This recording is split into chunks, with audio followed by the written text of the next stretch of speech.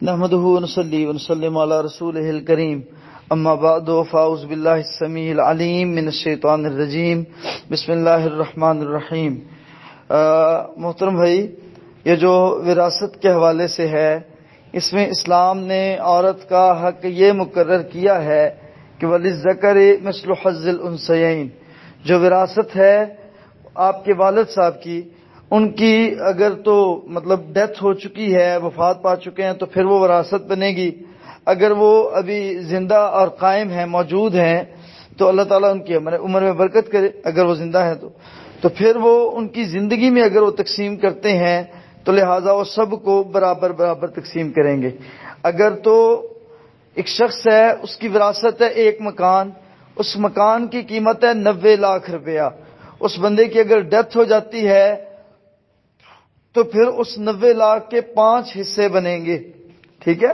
اس کو 5 حصوں میں تقسیم کیا جائے گا، 2 حصے بیٹوں کو دیے جائیں گے، 1 حصہ بیٹی کو دیا جائے گا۔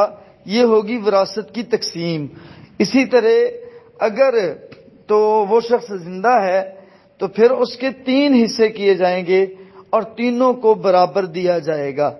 اسی طرح اگر والدہ کا پلاٹ ہے تو والدہ اس کی قیمت لگوائیں اور لگوانے کے بعد اس کو 3 حصوں میں ڈیوائیڈ کریں، تقسیم کریں، چونکہ وہ زندہ ہے، اور یہ جو ان کی وراثت ہے یہ وہ برابر میں گفٹ کر سکتی ہیں۔ بہرکیف اگر تیسری صورتحال، یہ 2 صورتیں ہو گئیں، تو لہذا تیسری صورت یہ ہے کہ اگر آپ لوگ مطمئن ہیں اور آپ کی والدہ یا آپ کے والد، کوئی شخص وہ اپنی پراپرٹی، اپنی اولاد کو مطمئن کر لیتا ہے اپنی زندگی میں، اور آپ اپنا حصہ کسی دوسرے کو دینا چاہتے ہیں یا کوئی دوسرا اپنا حصہ آپ کو دینا چاہتا ہے، تو اس میں بھی کوئی شک و شبہ نہیں ہے، پھر بھی ٹھیک ہے بات اور مسئلہ، لیکن پھر بھی کتاب و سنت کے مطابق تقسیم کیا جانا چاہیے، یہ زیادہ بہتر اور اصح ہے۔ لہذا مسئلے کا خلاصہ یہ ہے کہ اگر کوئی شخص اپنی زندگی میں جائیداد کو تقسیم کرتا ہے تو پھر وہ اپنی ورثاء میں اپنی جائیداد کو برابری پہ تقسیم کرے گا، وہ سب کو برابر برابر گفٹ دے گا، وہ اپنی وصیت سے کسی کو زیادہ نہیں دے سکتا، اور نہ یہ شرعی طور پہ جائز ہے۔ ورثاء میں سے کسی وارث کو زیادہ نہیں دیا جا سکتا، نہ وصیت کی جا سکتی ہے کہ میں چاہتا ہوں کہ میں یہ اس کو دے دوں۔ بھئی کیوں دے دو؟